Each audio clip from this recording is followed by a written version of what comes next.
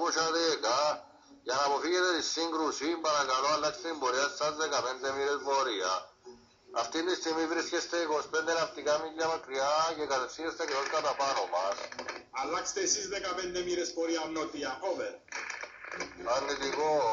Επαναλαμβάνω, αλλάξτε πορεία 15 μοίρες. Σώσον ηλίο καπετάνιες του σκάφους των Ηνωμένων Πολιτειών. Αλλάξτε πάρα αυτά την πορεία σας 15 μοίρες νότια. Την υπόδειξή σας δεν τη βρίσκουμε ούτε λογική ούτε εφικτή. Εάν δεν θέλετε να προσκούσετε πάνω μας, αλλάξτε την πορεία σας 15 μοίρες βόρεια. Σώσον ηλίο καπετάνιες του αεροπλανοφόρου Edward Travis, του σκάφους USS Montana, του δεύτερου σε μέγεθος αεροπλανοφόρου του στόλου των Ηνωμένων Πολιτειών.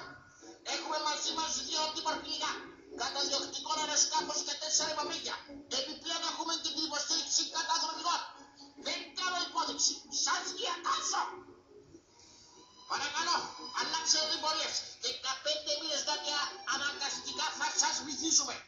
Θέλετε αλλάξετε πορεία, θέλετε με να αλλάξετε.